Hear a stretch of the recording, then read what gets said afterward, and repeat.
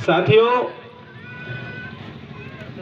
जिस दिन ये वाकया हुआ, हम 5-6 लोग थे, कांति दादा और 4 लोग और थे जिन्होंने जगदीश भाई के साथ में लास्ट डिनर किया था। लास्ट टाइम पे हम लोगों ने खाना खाया था।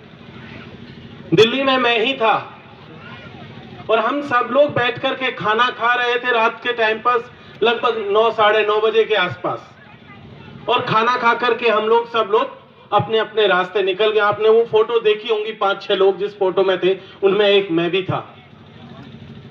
और उसके बाद अचानक सुबह कॉल आता है कि इस तरीके से एक दुखद घटना हमारे साथ हुई है।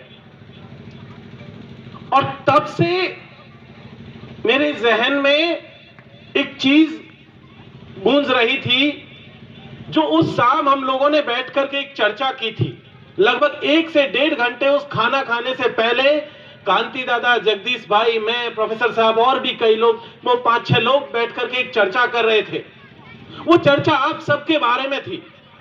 उस चर्चे में दादा का ख्याल था, जगदीश भाई, सब लोग एक चीज को लेकर के परेशान थे कि कैसे हम अपने लोगों के हक और अधिकारों को सुनिश्चित कराएं, उन्हें कैसे दिलाएं, कैसे हम अपने पुरखों के जो अधिकार है, हमारी जो जमीन है, उनको बचाएं, कैसे उस सपने को पूरा करें जो हमारे पुरखों ने भील प्रदेश के नाम से देखा था।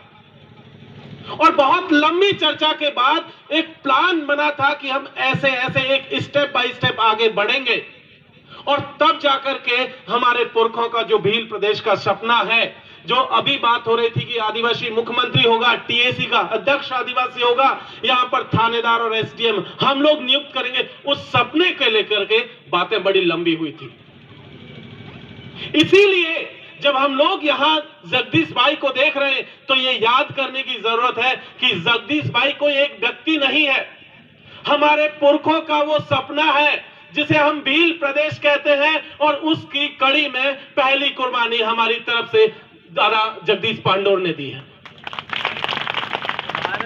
हमें इस सपने को पूरा करना है, हमें दादा जगदीश पांडेर को जिंदा रखना है। हम सबके भीतर दादा जगदीश पांडोर जिंदा होना चाहिए। यह हम सब लोग प्रण लें कि किस तरीके से वो सपना पूरा होगा। अभी थोड़ी देर पहले यहां पर भंवर दादा ने एक बात कही थी जमीन के मसले पर, कि हम इस देश के मूल मालिक हैं, ये इलाका शेड्यूल एरिया के अंतर्गत आता है। लेकिन साथियों, आपके ऊपर एक बड़ा हमला अगले कुछ महीनों में होने जा रहा है।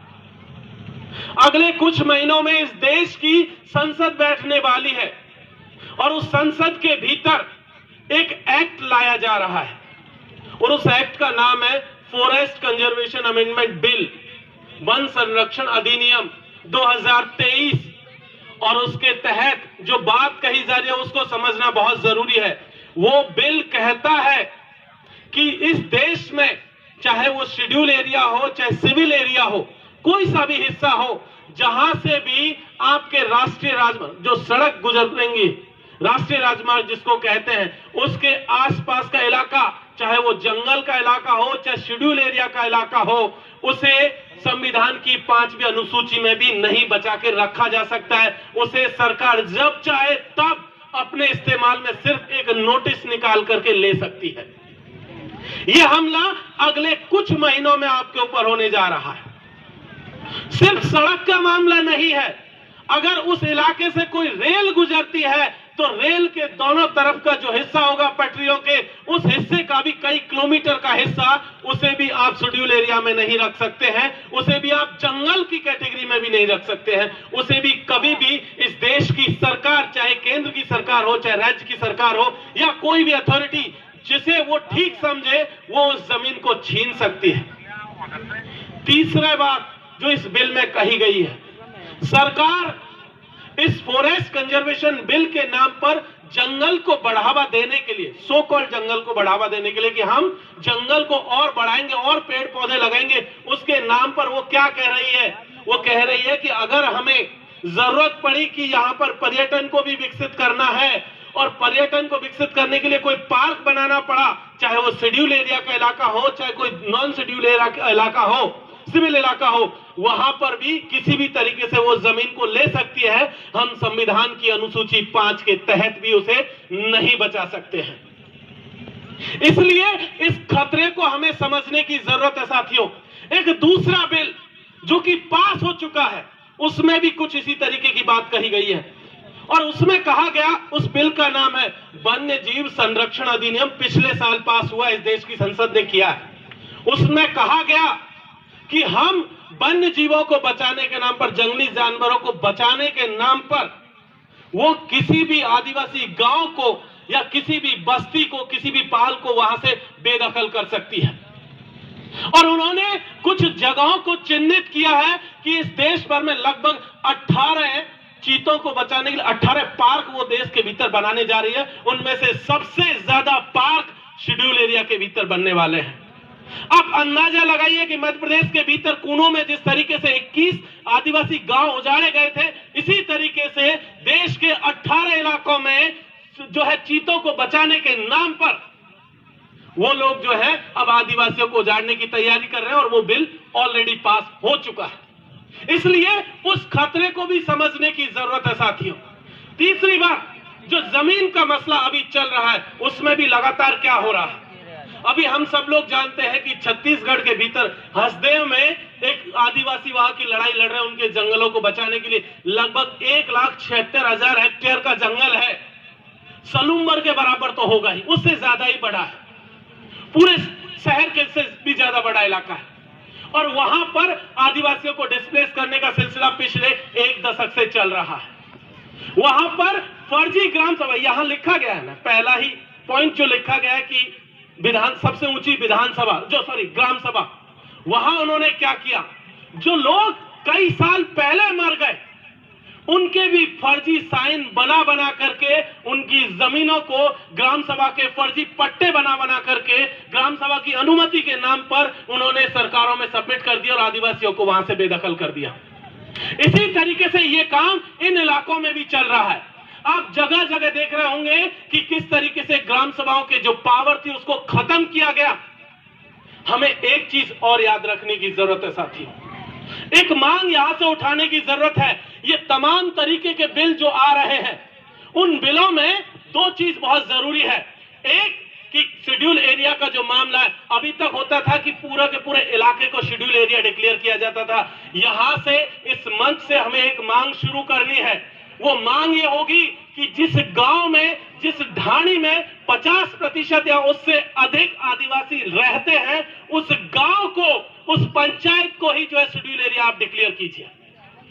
अगर हम इस तरीके की मांग नहीं करेंगे तो यकीन मानिए हम अपनी जमीनों को और ज्यादा दिन तक बचा नहीं पाएंगे। दूसरी बात जो यहां से करने की जरूरत है कि अंग्रेज इस देश में आए, और अंग्रेज आए तो उन्होंने अपने मुनाफे के लिए वन विभाग बनाए, और वन विभाग आज की तारीख में इस देश में आदिवासियों का सबसे बड़ा दुश्मन है।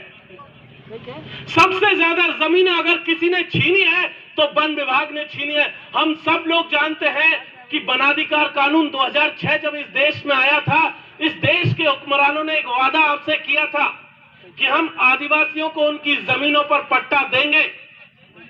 कहा था ना भाई, सबको कहा था कि हर व्यक्ति को जो हम पट्टा देंगे अगर वो आवेदन करेगा। इस साल तक का पूरा डेटा इस देश में ऐसा कहता है कि मात्र 24 लाख लोगों को ही जमीनों पर पट्टे दिए गए हैं। और इस देश में आदिवासियों की आबादी कितनी है पता है? लगभग 13 से 14 करोड़। और पट्टे कितने लोगों को मिले? मात्र 22 से 24 लाख लोगों को। आप अंदाजा लगाइए, बाकी के जो लोग बच गए हैं, लगभग 13 करोड़ से ऊपर लोग, उनका क्या होगा? वन विभाग किसी भी दिन आपके घर के बाहर खड़ा होगा अपना बुलडोजर लेकर के और आपको कहेगा कि नहीं, आपने वन की भूमि है उसका अतिक्रमण किया, और आपको बाहर निकाल के खदेड़ देगा और आपके ऊपर FIR उल्टा करवाएगा। इसलिए जरूरत है कि वन विभाग को खत्म करने की मुहिम हमें यहां से चलानी चाहिए और हमें कहना चाहिए कि इस वन विभाग को खत्म करो। वन विभाग को खत्म करो और वनों की जिम्मेदारी आदिवासियों को दो, क्योंकि हम बताएंगे कि जंगलों को बचाया कैसे जाता है, हम बताएंगे कि जमीनों को कैसे बचाया जाता है, हम बताएंगे कि जंगल में रहने वाले जानवरों को कैसे बचाया जाता है। हम सदियों से बचाते आए हैं। एक चीज याद रखिए, इस देश में जहां भी जंगल बचे हैं वो वही इलाके जहां पर आदिवासी रहते हैं। क्या आपको पता है कि दिल्ली के भीतर कोई जंगल है? नहीं है। लगभग 6 से 7 करोड़ की आबादी रहती है दिल्ली के भीतर, इतना सा इलाका भी जंगल का नहीं है। तो जंगल किसके पास है? जंगल आदिवासी के पास है। तो वो जंगल अगर उन्हें बचाना है और सरकार चाहती है कि जंगल बचे, तो उन्हें जंगल को वापस आदिवासियों को देना होगा, जो कि सदियों से इस जंगल को बचाते आए।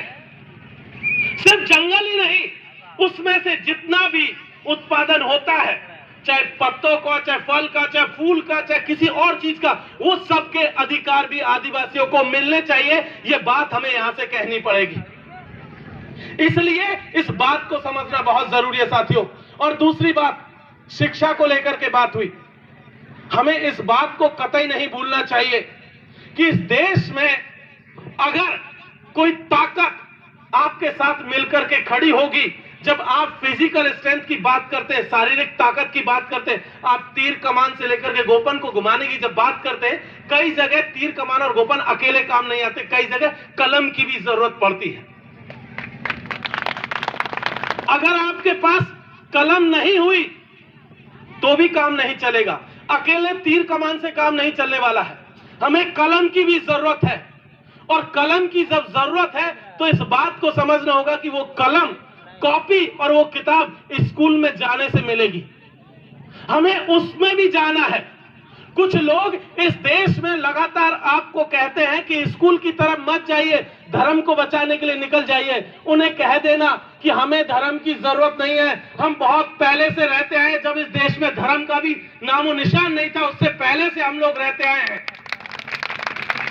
तो हमें अपने जल, जंगल और जमीन के साथ हमारी कलम और कॉपी को बचाने की भी जरूरत है। जो लोग आपके हाथ में तलवार और त्रिशूल देना चाहते हैं, उन्हें कहिए कि अपना तलवार और त्रिशूल अपने लोगों को दीजिए। हमारे पास तो हमारा तीर कमान बहुत है, हमारी कलम बहुत है। क्योंकि एक बात समझ लीजिए, जो लोग ये घोटाले करते हैं, जो गड़बड़ करते हैं, यहां जितनी सारी समस्याएं लिखी है, कहां से शुरू हुई? वो लिखने से शुरू हुई। कोई एक ऑफिस में बैठ करके, एसी कमरा में बैठ करके एक कुछ लाइनें लिखता है और उससे आपकी पूरी तकदीर बदल जाती है। कई लोग आपके पक्ष में लिखते हैं, कई लोग आपके विपक्ष में लिखते हैं। जिन लोगों ने पक्ष में लिखा उनकी तस्वीरें यहां पर है, जयपाल सिंह मुंडा, बाबा साहब और तमाम लोग। इन्होंने आपके हक में लिखा था और इसीलिए वो हम सबके सामने इन तस्वीरों में मौजूद है। और जिन्होंने हमारे खिलाफ लिखा वो हमें कभी दिखते नहीं है, लेकिन उन्हें पहचानने की जरूरत है और वहां पर हमारे लोगों के होने की जरूरत है। सिर्फ 3rd ग्रेड के टीचर होने से काम नहीं चलेगा, इतने से काम नहीं चलेगा। उसकी जरूरत है, लेकिन उससे भी आगे की भी हमें जरूरत है। हमें आईएएस और आईपीएस भी बनाने होंगे, हमें सेक्रेटरी, ज्वाइंट सेक्रेटरी और वाइस चांसलर और प्रोफेसर भी बनाने होंगे। आज क्या चल रहा है देश के भीतर, एक एग्जाम्पल मैं आपको देता हूं। पिछले 4 साल में इस देश में, देश की जो केंद्र की सरकार है, उसने लगभग हजारों लोगों को बिना किसी परीक्षा के, बिना किसी इंटरव्यू के, बिना किसी फॉर्म भरवाए सीधा आईएएस और आईपीएस से भी ऊपर secretary, joint secretary, director, deputy director बना दिया। कोई परीक्षा नहीं हुई। आपका बच्चा अगर 12वीं की क्लास में या 10वीं की क्लास में पास करना चाहता है ना, तो आपके बच्चे को पढ़ना पड़ता है। और उन्होंने क्या किया, उन्होंने सीधा ज्वाइंट सेक्रेटरी, डायरेक्टर और डिप्टी डायरेक्टर बना दिया। उनमें एक भी आदिवासी नहीं है। इसीलिए ये याद रखने की जरूरत है कि वो जो ताकत है ना, बिना परीक्षा, बिना इंटरव्यू को आईपीएस और आईएएस और सेक्रेटरी, ज्वाइंट सेक्रेटरी बनाने की, वो आती है आपकी राजनीतिक ताकतों से, और वो आएगी सत्ता से, वो विधानसभा, लोकसभा से आएगी। इसलिए जरूरत है कि आप लोकसभा, विधानसभा के भीतर भी अपने लोगों को भेजें। ऐसे लोग जो बोलते हो, ऐसे लोग जो आपके लिए लड़ते हो, गूंगे और बहरों को मत भेजिएगा। क्योंकि गूंगे और बहरे पिछले 75 सालों से बैठे हैं, उन्होंने कोई काम ऐसा नहीं किया जो आपके हक में हो। आज तक कोई बात उन्होंने नहीं कही, तो गूंगे और बहरों की तो जरूरत ही नहीं है वहां पर। उनको भेजिए जो आपके लिए लड़